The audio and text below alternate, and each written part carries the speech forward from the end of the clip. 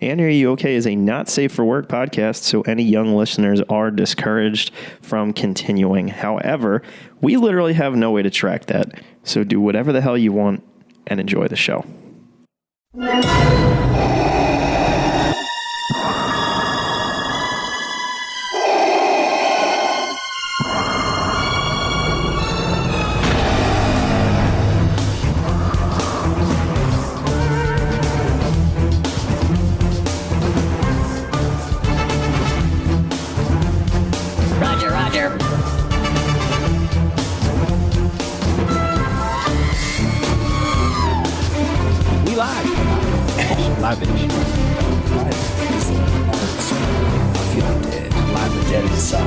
Maybe alive again. You know, I think, it's crazy how we, can just take a year and a half or 2 year hiatus, however long. More not those who join the force, Mike. Oh, shit, you're right. Rejoice for them. I say that to people who have lost a loved one, and I don't know if they take any comfort or solace in it, but I do. Also, didn't the show that we're talking about take like a year and a half hiatus? Yeah, you know what? That's actually a really good point. And, I guess we can just finally segue in here. I mean, you're listening to the return of Annie, Are You Okay? A Star Wars podcast. That's definitely not lined up, but we're going to keep going anyway. You heard the sounder at the beginning. This is a not safe for work podcast, and fuck! God damn it, does it feel good to be back. I am so hyped to talk Star Wars. HR sucks. Fuck work. Yeah. Fuck work. If it's past 15 seconds, it doesn't matter. You're good. That's right. And you know what? The intro is longer than 15 seconds, so they can't fucking stop us. Way too long. I am way too long. I cannot wait to talk Mando Season 3, Episode 1. Glad to be back with my brother Ceebs, who I started this all with. But we got a new addition to the team, a regular member here. New addition. The Rogue One, Rogue Only, Matthew Porter. Welcome to Annie, Are You Okay? Thank you so much for having me, guys. I'm super excited. We were just saying before we started hitting record, it's crazy because I was like a fangirl of this podcast before, and then when it went away, I was super sad, and then Mikey came with a DB4L fan, and I was just like, bro, you kinda gotta bring it back. And then it came back and I'm here. It is back in full force. Shout out to DB4L Pod, me and Matt's other muse. Wow.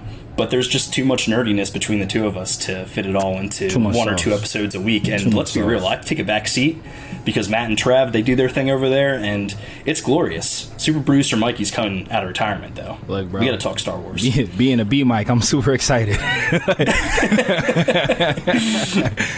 Color commentaries and my shtick. Do I have to call you super producer Mikey? You don't have to call me. Oh, I'm going to. All right, for the spirit of the show, I also will. Okay.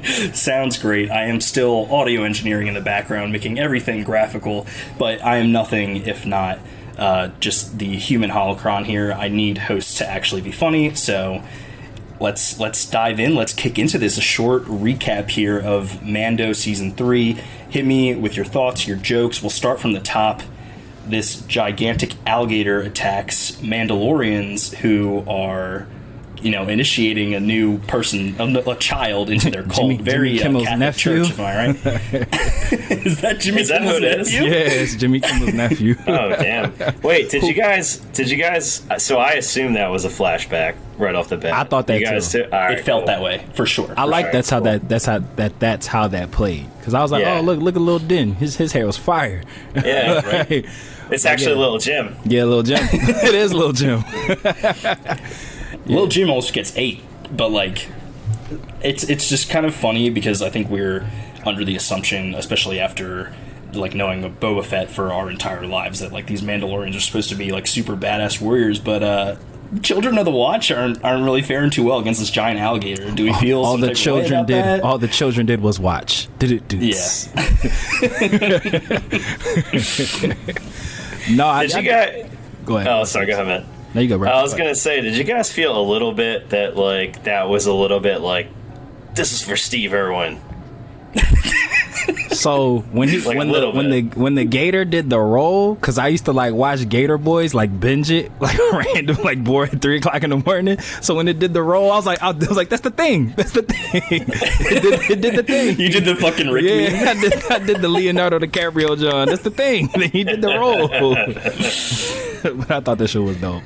This shit was fire. I mean, that's when they harpooned him, right? Yeah, it took me a minute because it feels like when you watch these things, like they're obviously, you can't make all these creatures up, so most of them are based on like something a little real. But watching this is like that. Yeah, that's straight up an alligator, like a giant alligator. Like they didn't really try that hard on this one. Yeah, it was like an alligator, and what was it? It was the dinosaur of Jurassic World, the one that was in the one that was in the pool. Yeah. It was that. Like it was literally just that. Yeah, seriously. I guess that one was like a freshwater one, and this one was like a saltwater one. Yeah. Differentiating. It was a really fun opening sequence, but it felt like Crate Dragon Light to me. Like they did a whole episode about this last season to open it all up. But yeah, it was fun seeing like different Mandalorian like armor and stuff like that. But they're so hell bent on their like way of life that even when he shows up and saves the day, they're just like, get out of here. I feel like there was a lot more of them too than we were kind of led to believe in previous seasons, right? Like I thought the way they were talking, I thought there was like 8 Mandalorians left. Not that there was like that many more, but like could have played basketball. Like with the amount of people that they had subs. right? They had a team and subs for sure. Right. For sure. Well, they brought in the G League team to like flesh the things out here. replacements. That's what it was. But no, it was cool seeing them. Like, I guess we really haven't seen them. I'm trying to think now. It was like other than the first season when they were helping Din like escape. Yeah. Like you haven't really seen that much kind of like. And honestly, at the end of season 1, there are a lot of Mandalorian helmets and like the assumption there is that a lot of them died in that battle on Navarro. Yeah, right. And so like the fact that they've like rebuilt their ranks, or maybe they found like more coverts throughout things. I mean, in the Book of Boba Fett, it was just Paz Vizsla and the Armorer, so it was like weird to see so many more of them. But I also think that like more time has passed than we might have considered. Maybe like a couple years in between what happened in Mando season 2, or maybe even the Book of Boba Fett, and now, which would make sense. You have to kind of like start moving things along, but for them to build up forces that quickly and be initiating all of these like children, there was like 5 or 6 kids there, I think. Yeah, it was a bunch of them. They're clearly like moving fast, and I don't know where they're getting all this Beskar from, but they're clearly finding it somewhere. It's like the Bitcoin of like the Star Wars universe. It like ebbs and flows. But no, Mike. But I think you're right. I think it had to have been a couple years later, because in season 2, Navarro was just basically like lava rock. Like it didn't have like it was just a mountain. Yeah, like Mount Vesuvius, and now it's got like plant life and a school. Yeah. Oh, the glow up on Navarro is a big deal. Super fast. On this podcast, we call it Dave Navarro. I don't know if you're aware about it. I didn't know that either. Good reference. Matt, to be honest. Good. It's Ink Master on Dave Navarro planet. I was about to say. Next week, Carl Weathers is tattooing to stay the magistrate. Tomato. Dude. This is such a sidebar, and I know Carl Weathers has been in like a ton of things, but every time I see him, I'm like, oh shit, it's Apollo Creed.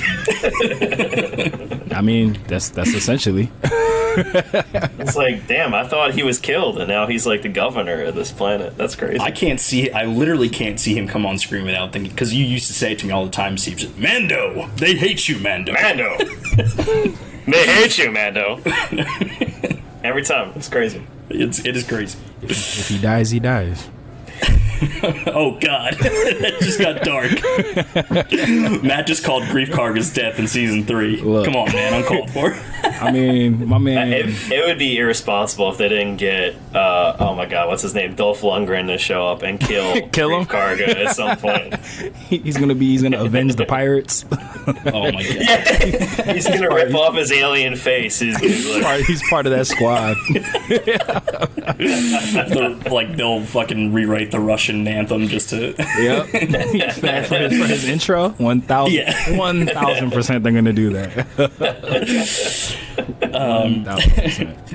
So, Mando, he has this mission already, but for the people who didn't watch Book of Boba Fett, they clearly put this exposition in the episode. He is now an apostate, and in order to gain redemption, he needs to bathe in the mines of Mandalore, which feels like a reference to the Lord of the Rings. I just can't quite fucking put my finger on it. I guess the mines of Moria maybe, but it doesn't. I don't know. He's got to take a bath essentially. Yeah, I was gonna say the really dumbed down version of this. I text Mike after I watched the episode. I said, "Oh, this is good. I love that the plot is that Mando has to take a shower this season." He's dirty underneath that helmet. It's kind of nasty. Yeah, facts. Facts. I kind of call bullshit on that though. It bothers me because I feel like from season 1 to season 2, Mando was kind of accepting the fact that it's not black or white. There's some gray area with being a Mandalorian. Yeah. And now he's just please take me back. And I'm oh, man up. Especially the episode with Bill Barr, which honestly, I'll put on record. The prison episode? Yeah, one of the best performances in the show so far is from that episode. Yeah, him taking the helmet off to complete the mission. Yeah. Or even saying goodbye to Grogu with Luke and all that stuff. It seemed like he was you know what? The watch isn't the end all be all. I can kind of exist and live my life. Or even the conversation she had with Bo-Katan, where she was just oh, y'all are some zealots. We don't, Mandalorians don't do that. We've been taking our helmets off. Fuck is y'all doing? Yeah. She's yo, watch this. He was oh. There is only one way. Yeah. Which? But I felt like his whole begging to be taken back. Oh, what can I do to atone for my sins? It feels like a regression. It's weird, right? Growth. Yeah. I was when did he when was he yearning to come back to them? I'll have to look into this for next week maybe, but I wonder, is there a term for cult regression where someone escapes but then they get pulled back in? Cult-gression. Thank you, Matt. I got you. The walking dictionary. This guy. I'm not gonna lie, man. I'm pretty embarrassed by this. It was the name of the episode, and it took me 20 minutes in before I whipped out my phone. I was what's an apostate? I was damn, does he need to get his ass checked? I was about to say, damn, Mando got a bad colon? That's crazy. Well, the episode title is now Aprostate, so thanks. Yeah, that's 1,000% got to be the name of the first episode to come back. What a comeback. Oh, man. They know we're all balls here. I mean all ass. I mean all fuck. Mando, bend over and cough. That's nasty. They hate you, man. That is 2 different medical procedures. You said bend over and cough. You just combined 2 different. He's reaching around too. 2 different checkups. Listen, man. Yeah, it's been a while since I've been to the doctor. Look, it is a galaxy far, far away. They do shit. They do shit different over there. You never know. So do we 2 minutes into the episode now? Yeah. I mean, it was kind of all one beat. It was kind of all one beat for. We're good. So we'll move things along a little quick. So Mando obviously is I gotta go to Mandalore, and he has an idea. He doesn't let us in on the idea, but they're traveling via hyperspace to Dave Navarro, and we get a hint at some creatures flying through hyperspace, and that is a reference to Star Wars Rebels. The Purgle are the creatures that hyperspace is based off of. Super excited. Ezra and Thrawn. Yeah. Super excited to see them. This is playing into the fact that we are likely going to get more and more teases at where the hell Grand Admiral Thrawn is, where Ezra is. For those of you who haven't watched Rebels, highly recommend. It's the main character and the main bad guy. We have no idea where they are. That's where or where they've been. Lends off. And it's and I'm sorry if I spoiled you, but you're listening to a Star Wars podcast. What the hell are you doing? And Clone Wars came out 10 years ago? Rebels hit the 5-year anniversary of its season finale. I think this year. So you got time. It's all on Disney Plus. There you go. Disney, come sponsor us. Yeah. Come get us. I doubt they will, but just based off the Apostate name of this episode. We're on. They let fuck stay in. What was that shit with Ryan Reynolds, where he played the video game character? Free Guy. Free Guy. Yeah, they let the fuck stay in there. They kept it in there on Disney Plus. Wait, can I tell you guys a very this is not going to age. If 20 years from now, when people we're canceled. Episode 1. We just came back and now we're leaving. I got a box to stand on. Ceebs said George Bush still doesn't care about black people. Where's Mike Myers at?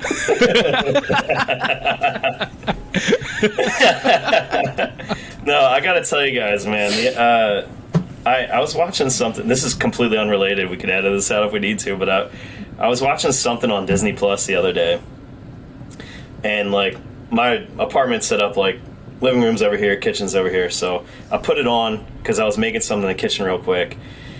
Disney Plus, not ESPN, and I just heard the like "When You Wish." I was like, "Fuck, I know what this is. This is the Patrick Mahomes Super Bowl commercial."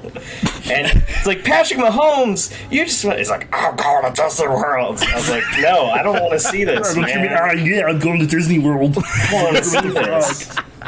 I don't want to see this. Well, now we're leaving it in. So, Did you see that? There's a meme. It's not even a meme. I guess it's like a reel where Patrick Mahomes sounds just like Danny McBride on Eastbound and Down. Like, they put like a side by side of like when Patrick Mahomes was talking about a party that he had went to, I guess like a Grammy after party, and then they put up Kenny Powers when he was talking about his party and shit. They sound exactly the same. Like Haircut's pretty close too. Fucking hilarious. Yo, dude, brother, the haircut is spot on. I'm gonna find it. Somebody sent it to me. I'm gonna send it to y'all. I love that. It's hilarious. We'll be posting it to the Annie socials. There you go. Anyway, bring it back somehow. Disney, we love you, but please, just stop showing me Patrick Mahomes in the Philadelphia area. We don't want his kind around It's still here. too raw. I can't take it. I can't take it. It's too soon. Too soon.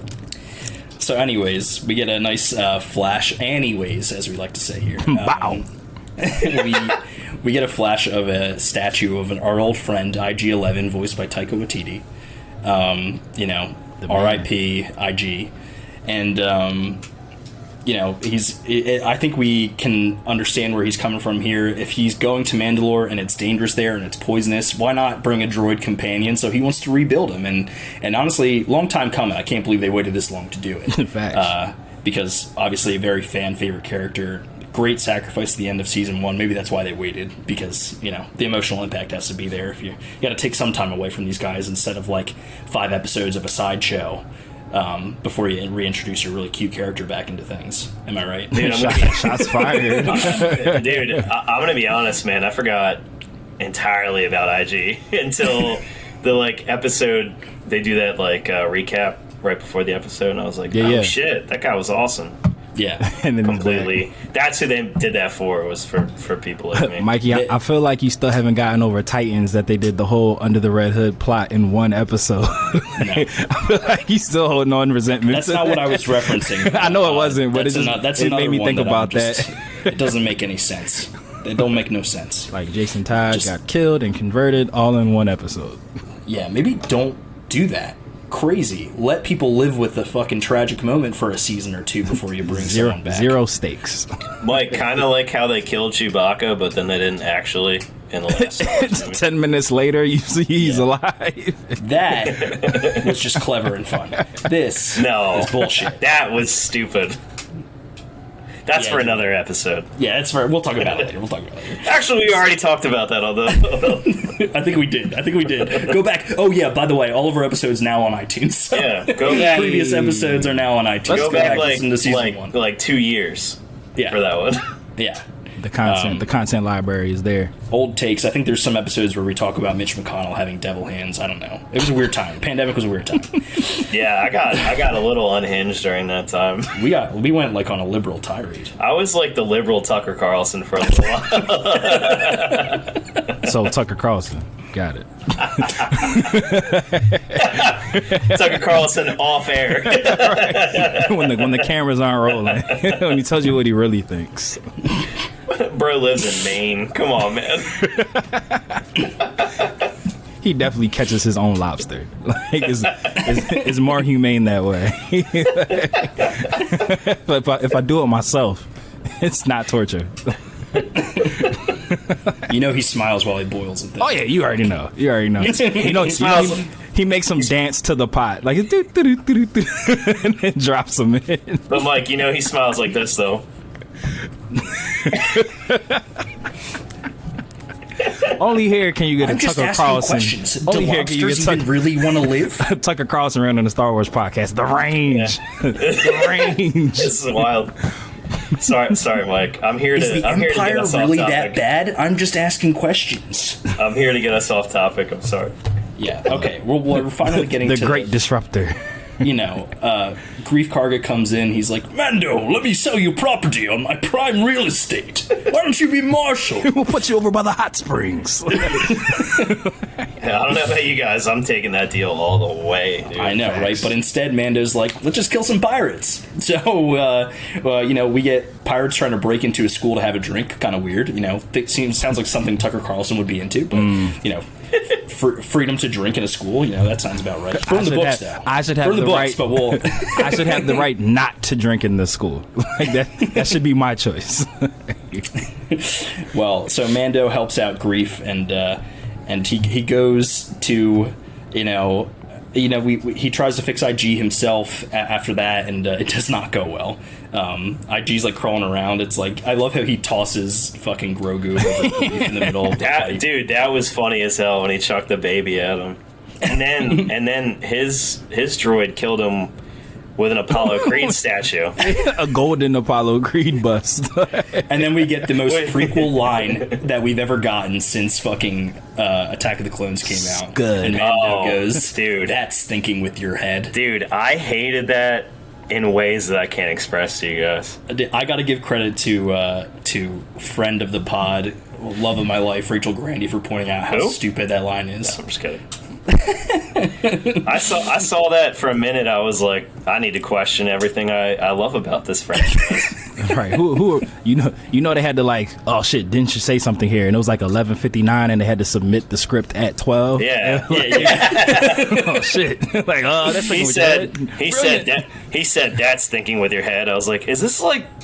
Am I watching one of the early Marvel movies with this dialogue? What is going on here? It's right up there with C-3PO going, oh, this is such a drag, as R2 drags his head across the Geonosian arena. Terrible, dude. George Lucas should be in jail. Strictly for his dialogue. Total sidebar. Ceebs, when you said like early Marvel movies, I feel like I'm the only person who was like completely like skeeved out, like in Iron Man 1, like after they like rescue him from the desert, Tony Stark, and Terrence Howard Rhodey goes like, next time you're riding with me. I'm like, yeah, no fucking shit, dickhead. I'd have been mad as shit if I was Tony Stark. That's what you say to me, bro? Like, next time I ride with you? Yeah? Like, really? You think? Like, safety in numbers, maybe? I hate that line. That's why he got fired. It was so bad they blamed him for it. It was like, yeah, Don Cheadle wouldn't have did that. I think we're gonna bring him in. Like, he would have been like, I'm not saying this. He would have objected. Look, they brought him in as like, Terrence, we hired you because we thought you would have challenged the writer's room. You caved in too easy on that line. We gotta let you go. He was like, Tony, next time you gotta be tough. Be tough like Plexi Shield. I was like, God damn it, Terrence. Get Don Cheadle back. Why did we call him back in the first place? Oh my Terrence. God. He lives in Chestnut Hill. Fun fact. Does he? Yeah, a little FF. Like, and he's a mega douche. I mean, he might have changed his ways, but all right, let's get him on and roast him. Just go up Chestnut Hill, knock on doors. Like, have you seen Terrence? We got some questions now. What's up, Terrence? TMZ Philadelphia. Just like, next time you ride with us. He'd be like, yeah, I know, I shouldn't have said that. Shouldn't have said that. So when they can't fix IG, anyways, this is just that's your catchphrase, Mike. There you go. You need a shirt. Anyways, yeah, you're right. Yeah, you do need a shirt. You do need a shirt. We'll get on that right away. I'm the one who designs it after all. So there you go. he takes IG to some local technicians, some old friends of ours from episode 9, the Anzellans, are on Navarro fixing droids. And What was I gotta that? admit, What was that little dude's name? Babu Frick. Babu Frick. That's right. Yeah. I gotta admit, I was really excited to see them incorporate something from like the sequel trilogy. That was and cool. they were the perfect things to add. They were super funny, very lighthearted. Love seeing Din like in their workshop, And crouched over Sitting like a crisscross giant. applesauce. No, Apollo being the translator, that shit was hilarious. Yeah. He said See, you can't fix it. He was like, that's what got him director position on the show There you instead go. of just an actor. You know what I'm saying? What Because was- Grief Karg is not afraid to get. Was he get in director? there. I missed that. No, Was Rick he? Famuyiwa directed this episode, but Carl Weathers did direct an episode last season, and I think he has one this season. So, Oh, okay. I missed that. so it was his first time directing, and it was the 4th episode when they went to the Imperial Lab on Navarro last season. Okay. Nice. And it was fun. It's a fun episode. They have that fun tank chase with the Mithril Oh, that was the guy. one where Cara Dune got her sheriff's badge I believe so. She was before she went all deputized. extremist on Twitter. Exactly. Before she joined the ranks of Tucker Carlson. It was that damn badge. telling you, man. Got drunk with power. I'm telling you, man. Once you get She said, wow. deputized, She's There's like, a thin- why are you? There's Are, a thin are you blue letting, line on this badge. Are you letting your kids drink blue milk? What's wrong with you? Here's what could happen. next time they're riding with me. Damn. Oh man. We really dragged Terrence Howard this episode. Yeah. You know what? You know what? Let's add them when we get live with this. I'm with it. I'm down. He ain't doing shit. He'll definitely see it. Empire's over on Fox, so he's got nothing better to do. Oh man, no, Mike, it was cool. That I did just to slightly backtrack. That bar scene. I can't remember that guy's name. The head pirate guy. Vane. That hands. Yeah. Oh, Vane, yeah. Yeah. That was cool, man. That kind of like went back to the whole how we talked about this before. How Mando is kind of like it felt like a space western a little bit. Yes, absolutely. I like that scene like solely for that reason. It was like your typical like if you watch any like old school. Well, he shoots the gun Western out, like movie. Yeah, it was the gun perfect. out of his hand. They kill all the henchmen, and he's like, "Fucking go tell your master." Yeah. Like, Tell your Navarro's boys. off limits. Yeah. You know what I mean? Yeah. Yeah, clear. He's like, dude, we're not doing this anymore. We're like a utopia now. Get the fuck out of here. He said, bro, it's a school. Yes. This don't We even look bought a like a bar. drink. This don't even look like a bar anymore. bro, there's a bar next door. Next door. Like you're in town square. This is right there. Dude, they will do disgusting things next door if you just go there. This is a school. You know, I give him credit for sticking to his guns, though. He said, "No pirates at my school," and that fucking, it stood. Hey, there you go. I love how Den was just like leaning against the tree, just like waiting for shit to pop off. He's like, yeah, go Is ahead, there a try some problem? shit, He's like, come on, try man. some funny shit. Come on, man. So, you know, we find out IG needs a new memory unit, which means that I think we're going to get a cool, fun little montage of Din teaching IG how to be like a good droid again, kind of like we got with Queel at the end of season 1 With Eye of the so- Tiger playing in the background. Absolutely. For the montage. So I'm really looking forward to that. I think it's like it'll be a good way for him to kind of grow as a character, since we're seeing him regress in some other ways. You know, his appreciation for droids, that which he was very much against for good reason. I think that the setup of him, you know, being someone who was heavily affected in the Clone Wars by the Separatist droids killing his family and stuff like that, is like a really interesting character beat that I feel like we don't get a lot. We don't really see things from, you know, like the regular, I guess, like citizens during the Clone Wars and how they're affected. We're typically just seeing like, oh, traumatized Jedi. Like, don't get me wrong, they're usually like the best stories, but they're like, we've seen it a lot. So to get like someone else's perspective, I think is important. So glad to see that we're like going to continue to see Din's growth in that fashion, and that he even thought to like rebuild IG. I think shows that he's already come a long way. Maybe we'll see that expand in this season. But he decides, I need to, make my trip to Mandalore now, and he wants to go see Bo-Katan, but he's got a little adversity on the way off Navarro. He can't quite get away because the pirates rear their ugly heads again, and they are after him, and they need to. I keep wanting to say Dorian Gray because of the fucking painting, but it's like the pirate captain's actual name is fucking Old Greg. Jack Sparrow. Oh, yeah. Davy Jones. That was definitely Davy Jones. Matt, Mike texted me. He was like, "Yo, who was that?" I was like, "It's fucking Davy Jones, fucking dude." Davy Jones. And I said, "No, it's Old Greg. I'm Old Greg. Who are you? I'm Old Greg. You ever drink berries out of a shoe?"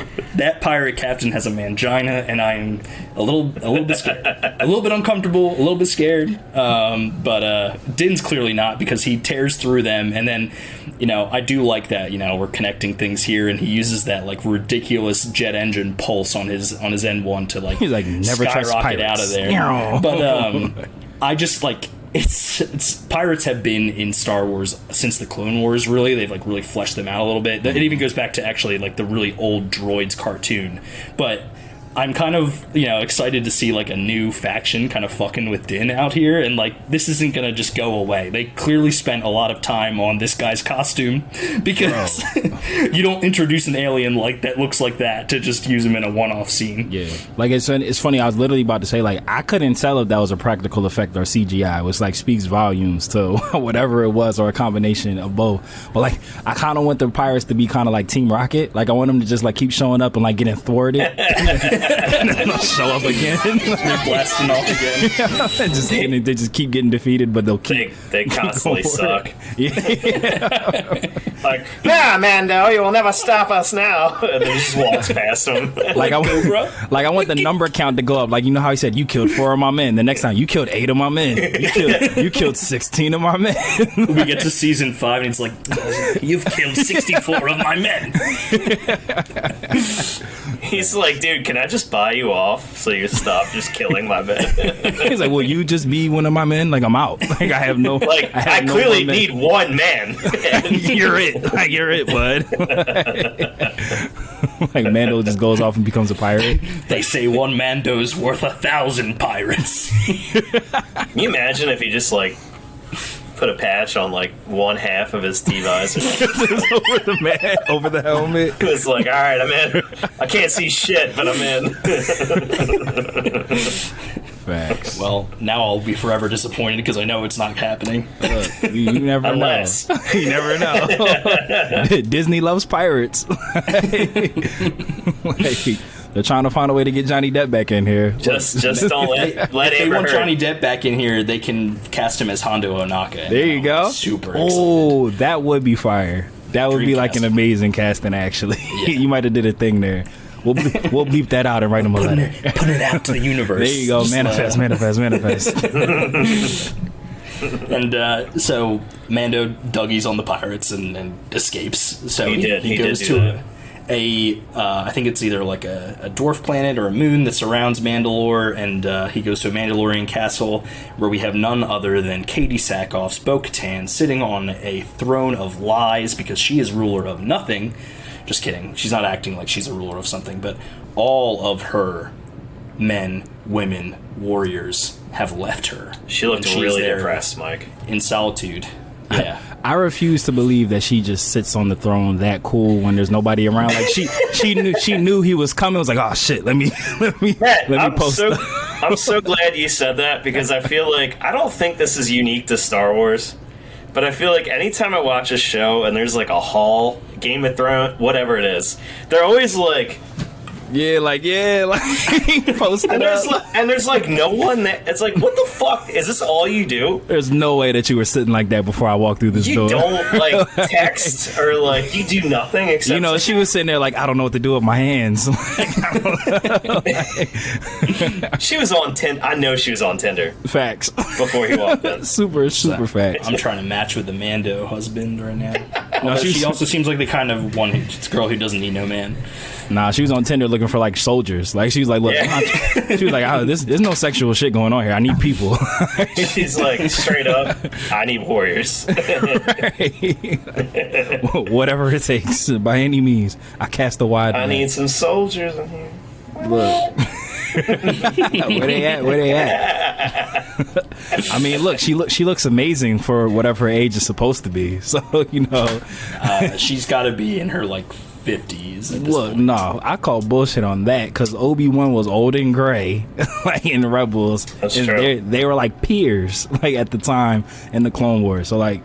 She's an old biddy. Like I don't know. Mandalorian's like her skin routine must be like just insane. Or she got like just for women. Like she keeps it red. Like, but she has not aged when everybody else has. She's seen some shit. She has watched Mandalore like fall 3 times by this point. Her shit should have been went gray. Even more reason why I call bullshit on her hair color. Like girl, you are stressed. Your whole empire left you, and you don't got not one gray. Like not a little bit. I call bullshit. Like it didn't bother me last. Like so, I was totally on the other end last season when they introduced Bo-Katan. Everybody was like, "Oh, her age isn't right. Like she should be way older." I was just like, "Look, she looks great. Katie Sagal looks the part. Like this is an amazing casting. Like suck it up." But now I'm just like, way too much content has happened between season 2 and 3 where it's showing people in their correct age that is. In this timeline, now it just bothers me. Like it's just like I think I was super excited that it was her because like you don't see someone very often get to reprise their animated role as someone like in live action. Facts. And in real life, she's like what, like in her mid-40s, and yeah. But like she doesn't look like she's in her mid-40s, so it makes the like age jump even more, I guess, baffling. Like I could see why you'd be upset by it. I love that this is turning into a horny Star Wars podcast. Star Wars.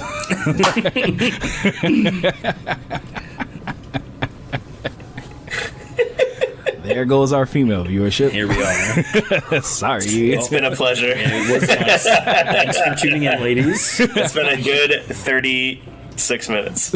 Yep. Right. Thanks we for tried. coming. And unsuccessful reboot, I guess. I'm just kidding. We gave it a good run. And the narrator comes in and says Annie was not okay. In the end, Annie was not okay. I do like that Din just shows up and he's like, "Hey, what's up? I'm gonna go do this thing." She's like, "I don't give a fuck, dude. Why are you even?" She's like, "Do you still have the Darksaber?" Yeah, she was so sick. He's like, "Yeah, I'm not gonna tell you where it is." That definitely was his answer. He was like, "Yeah." Like, so your point. Like, but that was hilarious. Like her response was like, "Well, go wave that thing around, and then they'll follow you." She was so sick. She was being She's sassy, yeah. Tom Petty. Pow pow. Bang bang Bang. bang bang. Yeah. So Bo-Katan is. I think that she's gonna make a play for the Darksaber. She kind of. I think she wants it bad. Dude, that's like her whole existence. Pretty much, like yeah. that one thing.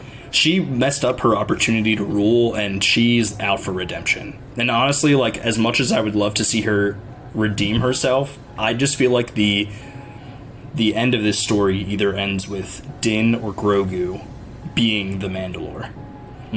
Like that's where I feel like everything is heading. I'm waiting for somebody in the Star Wars ethos to like just tell Bo-Katan, "You'll never be your sister." Like I'm just waiting for somebody just to hit her with that bar. You ain't no Duchess. Just crush her spirit.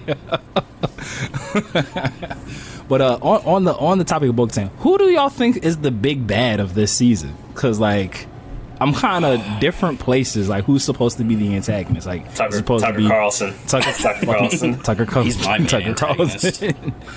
Like it's just like, Dude, that's a good point. I don't know that they've been introduced yet. yeah, like because it's like typically with the opening of a show, you kind of have an idea like where they're going, but like that Bo-Katan scene to me, because of her being like, "I don't give a fuck, go ahead," like it seemed pointless. Like why did he go there? Like I know you thought that there was going to be people there, so I guess then not knowing that she got abandoned But it's like from a viewer standpoint, that was like an unnecessary scene. I get like logically he probably was going there to get help because they had helped him before. She's like, I don't got nothing for you, bro.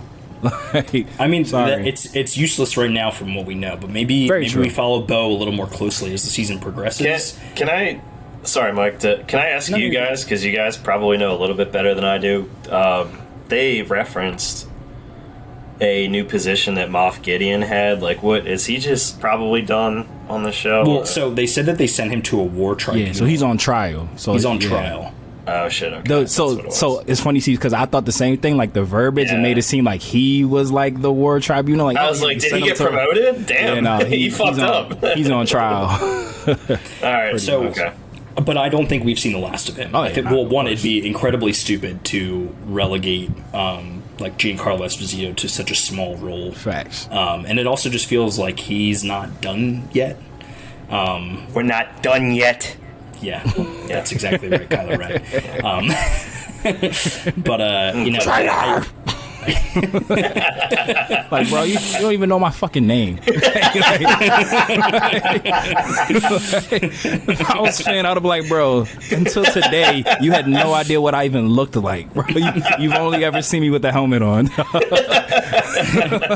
Get out of here with your masochist bullshit. Right. Don't punch down on me, sir. Like, fuck out of here.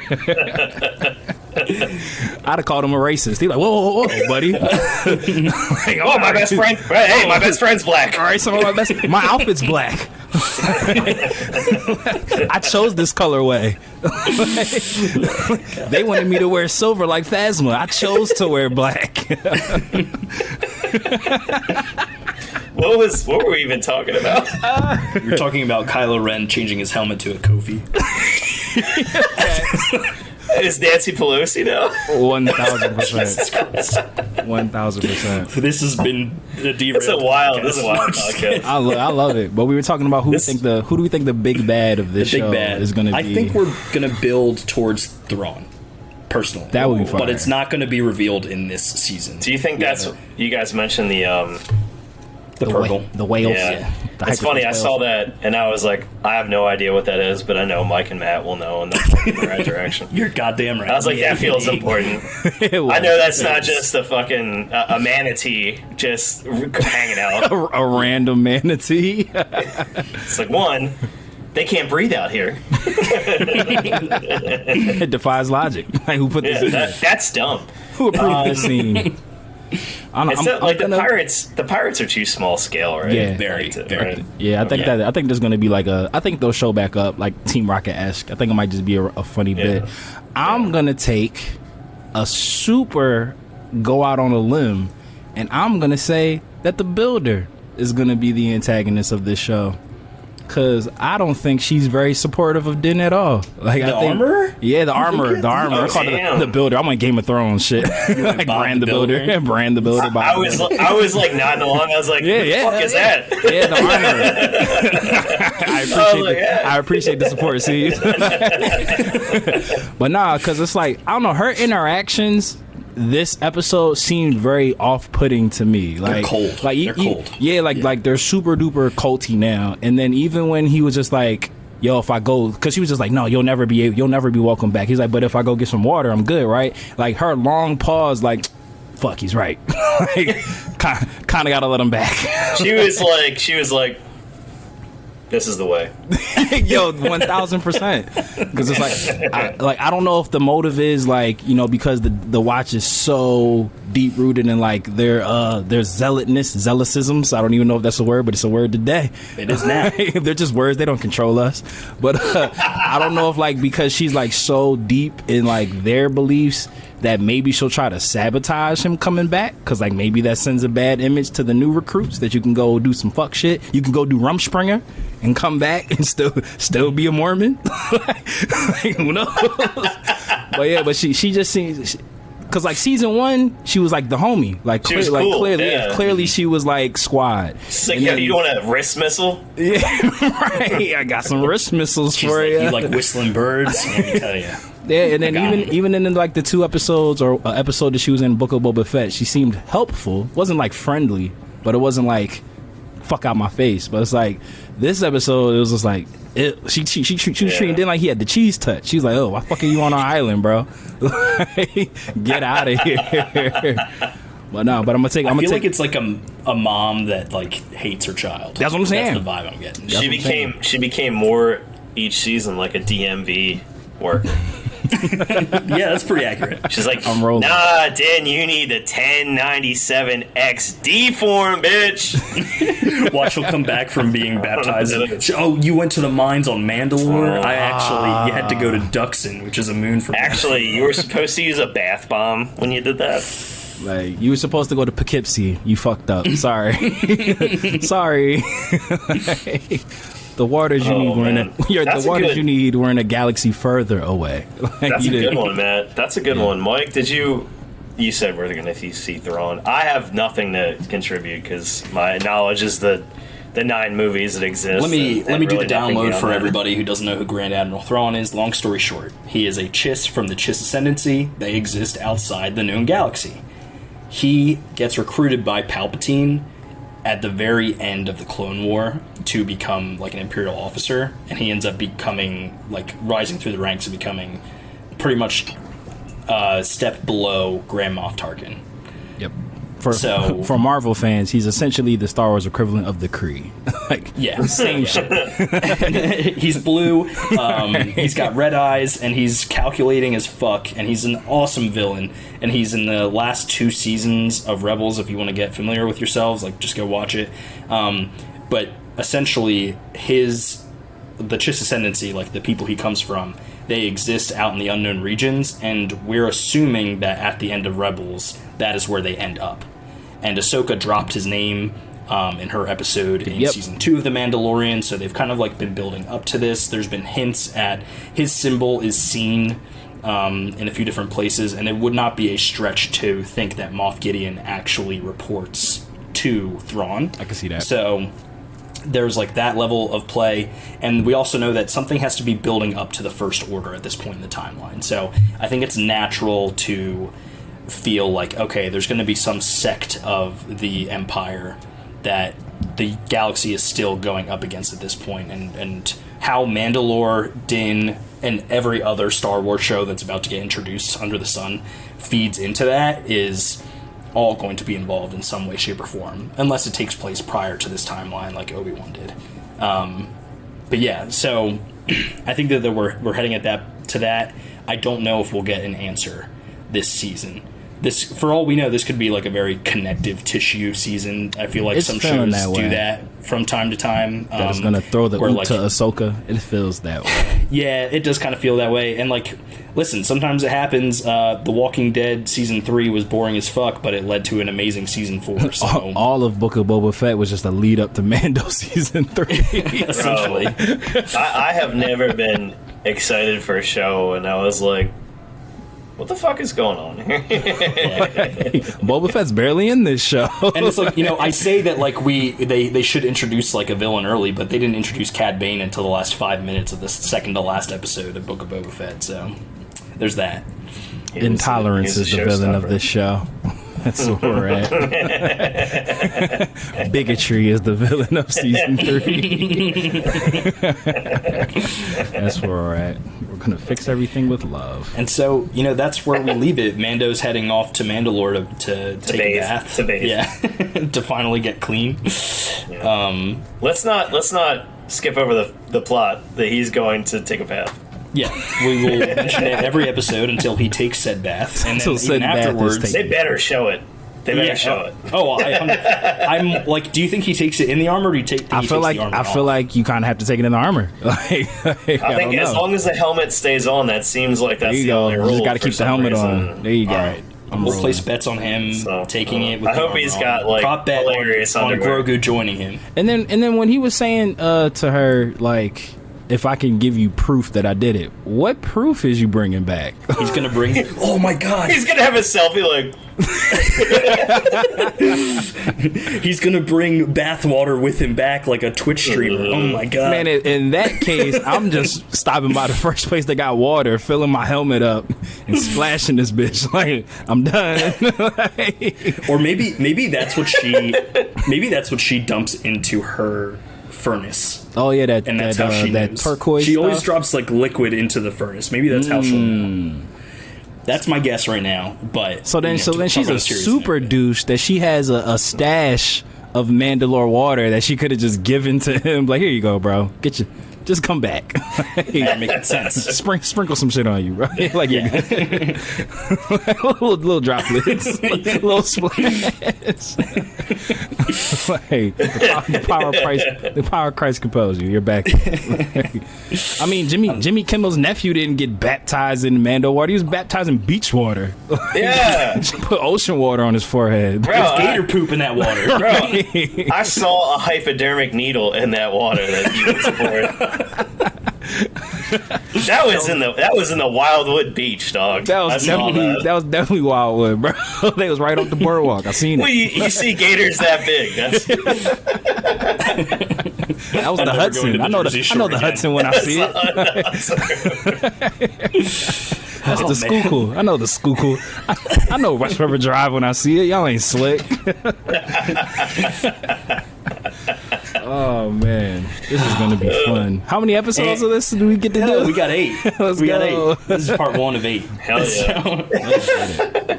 All right. So What else we got, Mikey? Anyways, we'll segue into a fan favorite segment. Hit the sounder.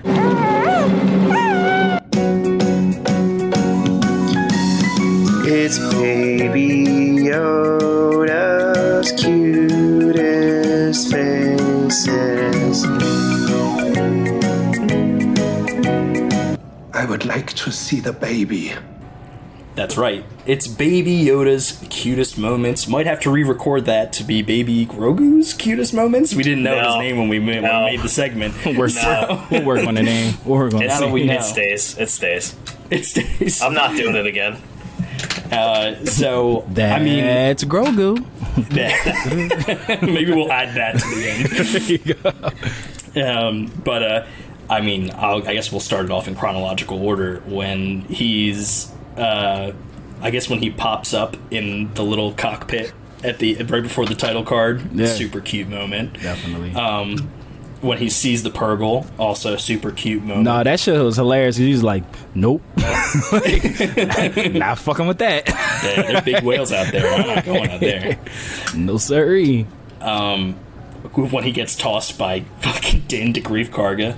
Dude, Hilarious, but also kind of cute. I didn't know if that counted, but that was gonna be mine because he got chucked like a was gonna rugby say, ball, dude. Feel free to chime in. I don't mean to take all of them. I like but the scene right before that when they first went into Greece's office when he was forced spinning himself around in the chair. on the chair. 'Cause that's what I do at work. Hey man, that training with Luke paid off. It turned into fun times for Grogu. It was just like his little hand being out and the chair just spinning in circles. I was like, that's exactly how I would use the Force. That's And then awesome. literally, I could not contain my laughter. Genuinely laughed out loud when he was hugging the Anzellan and wouldn't let him go. Yeah. That to me. And then Din was just like, fucking he's hilarious. young. He's young. Yeah, and the fucking Anzellan goes, "Oh, bad baby." He's a no squeeze. Little did that Anzella know he came up with Grogu's DJ name that night. Bad baby. Bad baby. Bad baby. There you go. I don't know. No squeeze is his first and single. It's definitely coming out. No squeeze. No squeeze. No squeeze. I ain't got no squeeze. Coming to you never from Annie. Are you okay? you No go. squeeze by by Bad Baby.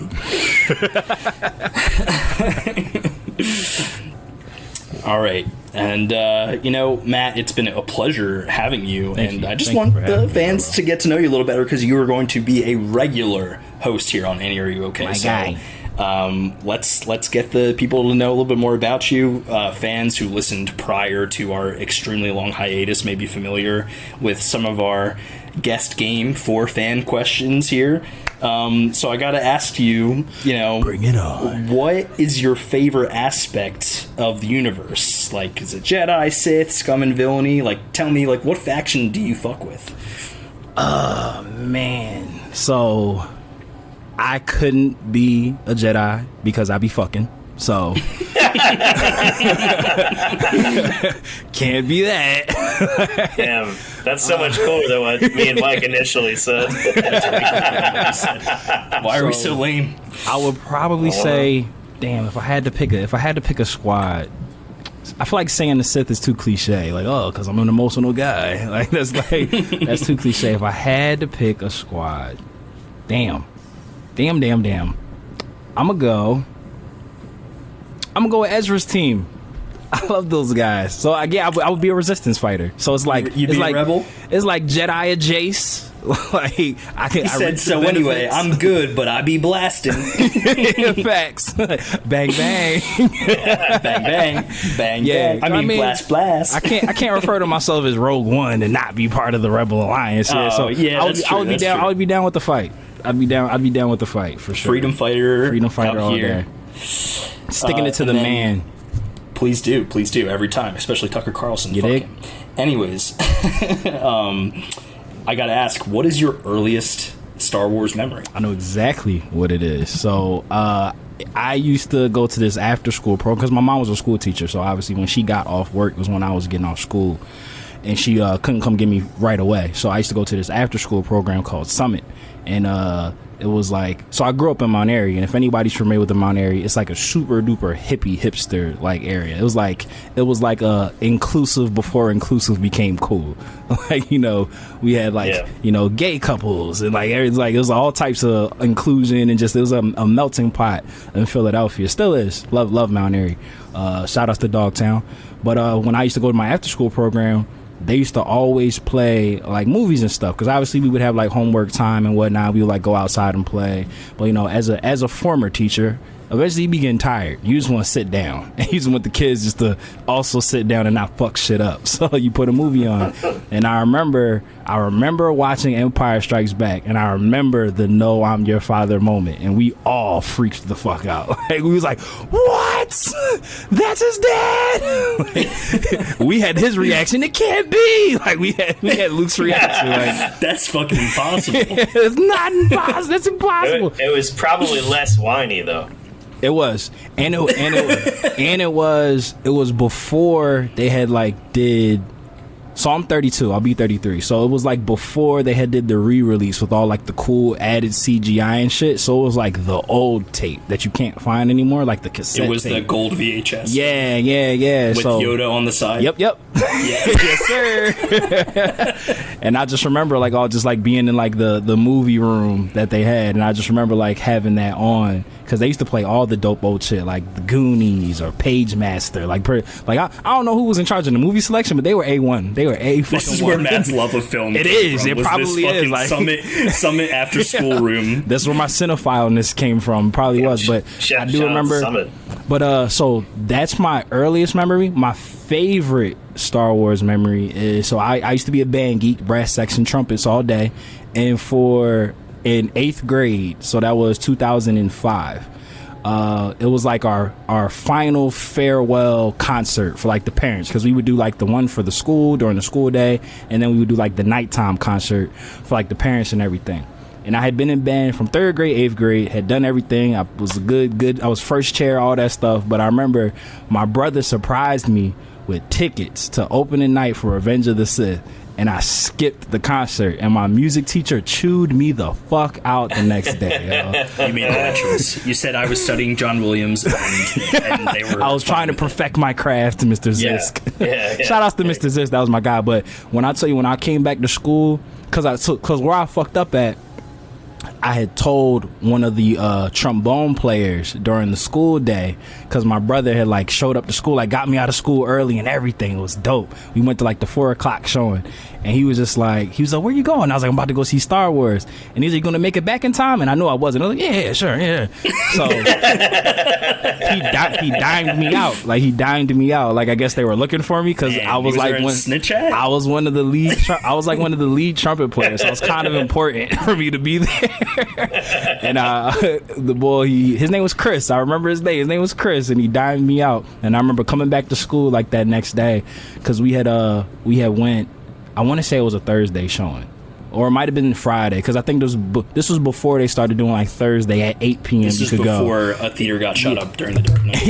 It was back when like you had to go at midnight if you wanted to see it the night before. Yeah. So it probably was a Friday. So like that Monday when we came back to schowe were like, because it was like the end of school. You know, those last couple of days of school where everybody's just running the halls, like you don't really have to be there. So everybody was like turning in our instruments, and man, he laid into me, bro. He was like, you abandoned your responsibilities for Star Wars. Like, he was like going in, and I'm like, it was. Yeah, you just went to see the maestro. Right. And not only that, episode 3 was like, prior to where we're at now, it was like the conclusion of everything we had all seen in our lives. I was like, bro, was Anakin turning into Darth Vader? What do you want me to do? Yeah, right? Like, first off, we didn't know there was going to be more Star Wars after that. Second off, Battle of Heroes is slaps. It slaps. I was going to say, we're all, even like not even music related, we're all kind of like around the same age. So like for us, that's like, that movie is even whatever we're talking almost 20 years later, like that movie still is awesome. I would probably say for me, more not so much for how good it was, but for what it meant to me in that moment. Episode 3 is probably my favorite Star Wars movie. Sure. I have a favorite list and like an objective list, and it's not my objective number one, but it is my personal number one. Like, that's my favorite movie. It's gotten to the point where, like, I watched that movie so much when we were younger that now I barely watch it, because I know when I am watching it, it has to be, like, I have to be, like, in a special mood, because it is a special occasion to put on Revenge of the Sith. Damn, do you dress up for that? I do. Like, throws his robes on. You know, I got all my I put on my robes. I put the hood up, and I'm like, you just kill a couple younglings before you watch it. Shed the one tear. It's true. I'm like, God damn it, I hate sand. But like that, like if I haven't watched 7 seasons of the Clone Wars leading up to that movie, then what am I doing? But like it is an event for me. I love that movie so much so that I borrowed Ceebs' bootleg copy and watched it probably 50 times in the course of 2 weeks. And you know what I'm talking about, Ceebs, the one that you literally couldn't make out anything. It was one of the worst bootlegs that's ever been. You had the guy holding the can was eating popcorn. Just yeah. He wasn't even pointing the camera at the screen. It was like half off. He put it down. And his camera perpetually had a row of static in it. That's hilarious. That is hilarious. But that is my earliest and favorite Star Wars memory. And then I gotta ask, what is your favorite piece of Star Wars content? Could be a movie, video game, TV show, book. Hit me with it. Favorite piece. This is a mean question to ask on the spot, Mike. It's in my brain somewhere. It's hard, but it's a good question. All right, so my stall for time until I come up with a better answer would be the Battle of the Heroes fight. I still watch that back. I'll just be bored. Let me watch that fight. Still to this day, it still holds up, and I love it and watch it. But stalling for time, got it. So I will probably say it's a part 1, part 2. No, it's not. It's just a part 1. The pod racing game that used to be at Dave & Buster's. Probably my when you're favorite, in the pod. When you're in the pod. That's some good shit. That was awesome. That man. game was so, and then it had the air that blew on you. You were racing that nasty ass air. That smelled like inside of shoes. They were we put Jabba the Hutt scent in here, so you can really feel like you're on Tatooine. Bro, that was the shit. And when you go to a bowling alley and they spray your shoes, they literally just blast them at your face. But it was good. When they took that game out, That was like a devastating time in life. Yo. That might be one of my favorite answers that we've gotten to that question. It was good. Thank you. I fucking love that. Basically, that game was so good. I'm glad we were alive when we were alive. 1,000%. Yep. 1,000%. Because kids today will not get that experience. Yo, Kids today are busy trying to decipher their gender. What's just up with asking that? questions. I'm just asking questions, and I'm getting close to the screen. but yeah, that was like probably like if I had to pick my favorite thing of any Star Wars thing ever was that game. That's an awesome. I love answer. that. I love that. That's For great. sure. Well, that has been this episode of Annie, Are You Okay? A Star Wars podcast. Thank you. The Star Wars podcast. Ah, shit, I missed it. Oh shit. We will be back next week. Tentative answer. I guess the plan is to drop these on Monday, so enjoy your Monday morning commutes. Planning on having an episode out for you weekly. I'm sure at some point shit will hit the fan and we won't have one for you, but we will try our damnedest to get the Star Wars content out to you. There's a lot of guests coming our way. Ceebs' invitation is always open as one of the creators of the show. You will see a lot of me and Matt. We have plenty of people who are itching to get on, including our wonderful executive producer from Dragon Ball for Life, Yali, to reunite Team 2 Box from Fandom Spotlight, if you're familiar. Let's go. Free the box. We might even get some old guests back on. Not you, Scooter. I'm sure he'll listen at some point. No, I'm just kidding. Fuck off, Scooter. But yeah, very excited to be back talking Star Wars with you guys, and I can't wait to talk about Mando Season 3.